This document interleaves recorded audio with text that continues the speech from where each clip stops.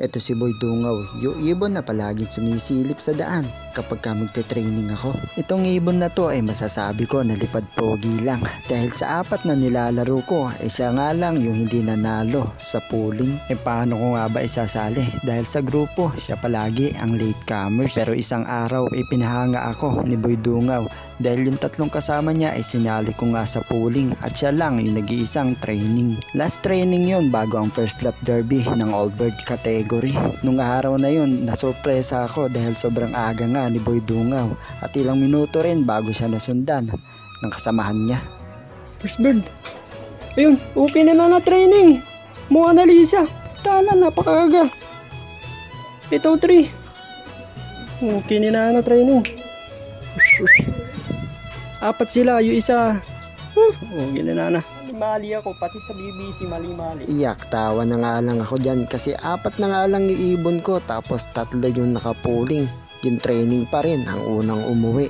Awi, pero tuloy pa rin ang laban. Sabi nga gugulong pero hindi susuko. Dahil ilang araw na lang entryhan na namin ng first lap derby sa Allbird category. Nga pala, flex ko lang yung ginagamit kong patoka, ang Kalapatid Splier Mix. Grabe naman kasi ang Kalapatid feeds, masyadong ginalingan. Napakakinis at napakalinis. Napakaganda ng kanilang mix, balansyado. At ito na yung pinakahintay ng lahat ng breeder, ang derby dito sa amin sa Nueva Ecija. Kapag nga derby na, Friday na nga unloading, tapos Sunday ang release nun. At dito sa amin hindi pinagsasabay yung entryhan ng Youngbird category at Allbird category para hindi masakit sa bulsa ng bawat fansher. Ang inuuna muna nila yung Allbird category, tapos sa sunod na linggo yung Youngbird naman. Sa mga nagbabalak pala na gusto sumali sa Racing Pigeon, ganito nga'y ginagawa namin kapag ka derby na. Kailangan lang natin ilista yung pangalan, loading station, ID number at yung mga ring number ng mga kalapati natin.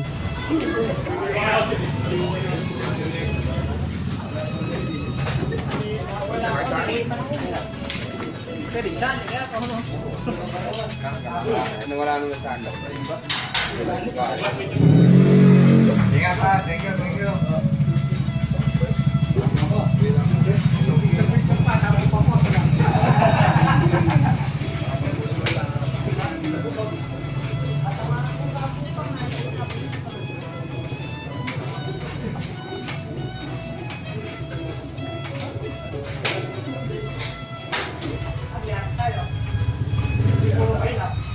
Thank you.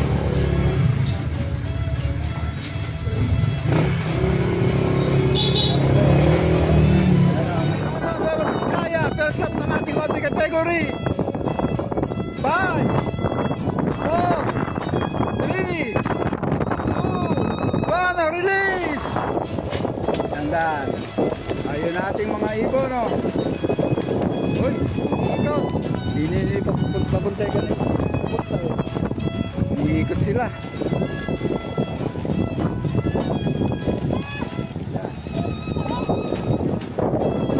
Kung mapapansin nyo ay maganda naman yung panahon do sa release point, medyo mahangin lang.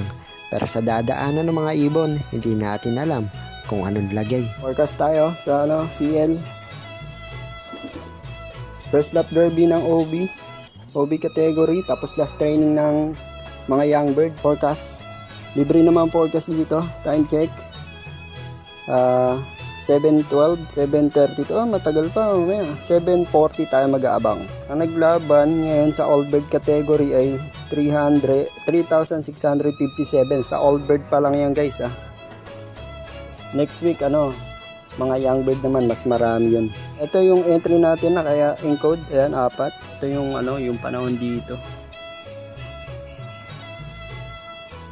Ayan, maulap-ulap. Alright.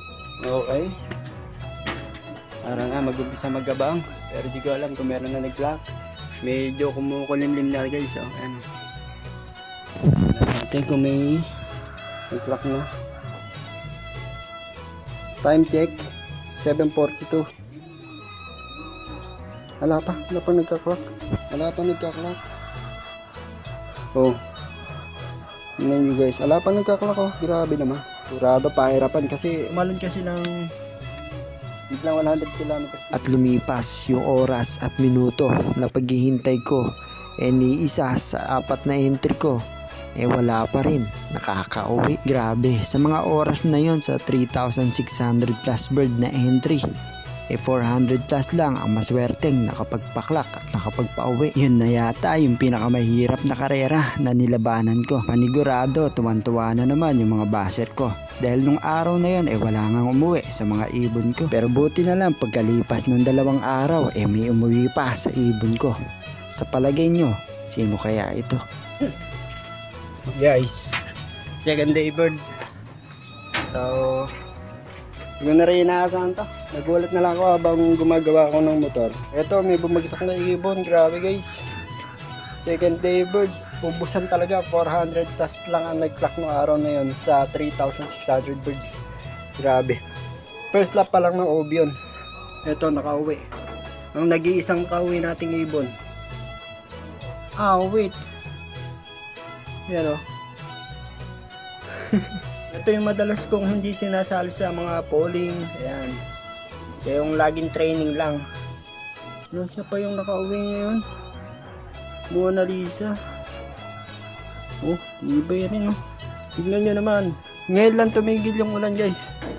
Kaninang maga talagang ulan ng ulan. Ano, makulim din pa oh. Wala talagang tigil yung ulan. Ngayon lang tumigil. Ayan, sakto naman. Dumating yung ibon natin na to. Ayan, may sticker pa. Hindi na natin kakok yan. Alright, second day bird. Painumin ko muna guys. Sa ako napapakain yan. Mamaya pahingayin muna natin. Ito yung tinimpla ko kahapon sa kanila. Ayan, may binabad na ano. Na tawag doon. Bawang. Ayan. Inom ka muna boy. Ayan.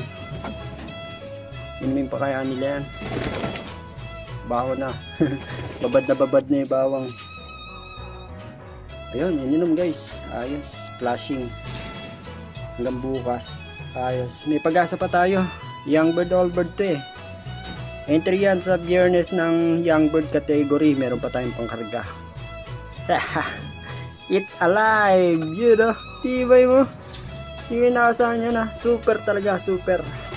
Hard race. Headwind. Tapos sa dinaanan nila smash race pa. Yan. Kaya sa 6,600 sa 3,600 plus birds 400 lang yung pinalad na makapag-clock.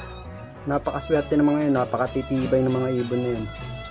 So ayan, ganun talaga. 3 pa ang wala sa atin pero sana makahabol pa hanggang mamayang hapon. Pero hanggang sa mga oras na to wala na talaga. Ang tanging nakauwi lang si Boy Dungaw nga. Grabe, nakakatuwa no. Kung sino pa yung hindi mo inaasahan, siya pa lang matitira.